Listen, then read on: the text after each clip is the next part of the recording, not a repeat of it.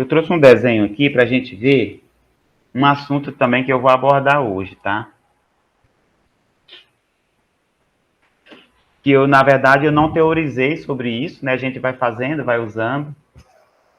Eu falei que o C Sharp é uma linguagem de programação bastante tipada, né? Então, você tem algumas definições de tipos que, para nós, né, simples mortais humanos, são teorias bem claras, né? Bem claras. Só que para a linguagem tem diferença. Tem diferença, né? Então, por exemplo, né? Se eu disser que qual é o valor numérico do número π, todo mundo sabe aqui, vai dizer 3,14. Só que nós sabemos que esse número ele tem uma extensão, ele tem uma dízima que percorre algumas posições de dígitos decimais, né? Então, embora, por exemplo, nessa tabela, embora o float, o double e o decimal sejam todos números fracionários, eles têm diferença entre eles. Então, a associação de valores entre esses números, ela não tem uma conversão implícita, embutida, automática. Não é automático. É interessante saber disso porque no tratamento do código, principalmente na parte de sintaxe, nós precisamos fazer explicitamente essa conversão. Nós temos que escrever essa conversão no código. Tá? E mesmo que haja uma alternativa para ele automatizar qualquer tipo de conversão entre esses tipos, ela não é recomendada, tá? Ela não é recomendada por quê? Porque uma das principais diferenças, uma das diferenças mais gritantes entre esses tipos, que a gente chama de tipos de ponto flutuante, é o tamanho. Olha aqui o tamanho, a coluna de tamanho, ó.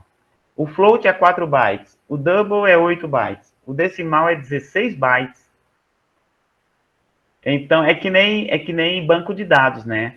Banco de dados tem, por exemplo, os tipos caractere, tem vários tipos de caractere que você pode definir na estrutura de dados de um banco de dados. Aí, né, teoricamente, vou escolher essa aqui que é a maior, vou escolher um tipo aqui que caiba todo tipo de dados do tipo caractere, porque assim o que vier a menos está resolvido o problema. Então, que nem aqui no float, double e decimal.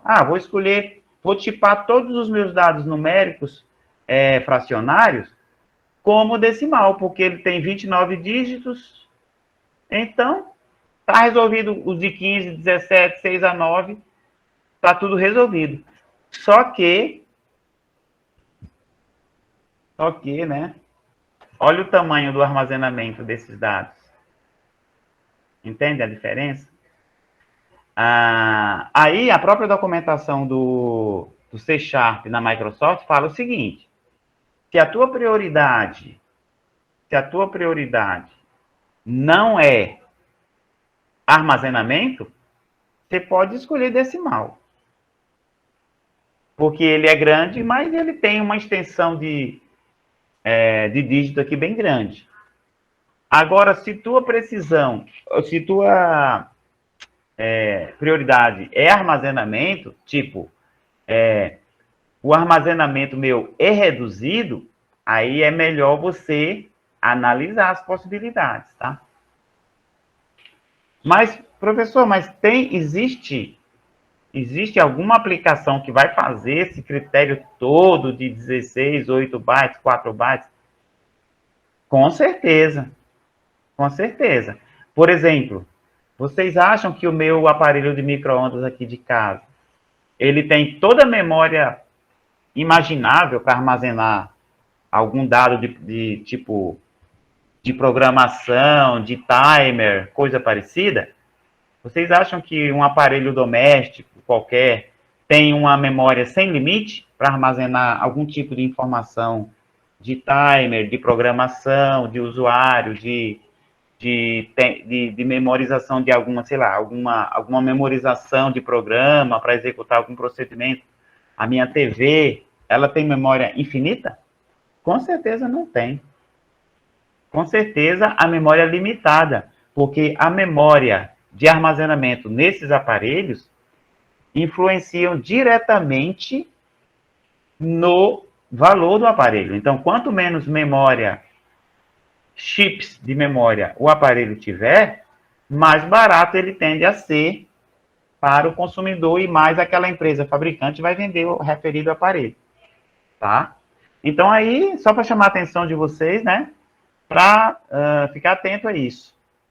Ora, se você vai operar com números fracionários, que não tem mais do que 2 ou 3 dígitos após o ponto flutuante, após a vírgula, não tem motivo para eu usar um decimal. Não existe razão para isso. Entende? É só você fazer a análise do que é o teu negócio, o que você vai fazer e aplicar o tipo correto. Nesse sentido, aplicando o tipo correto, você vai também ter que fazer as conversões necessárias, tá?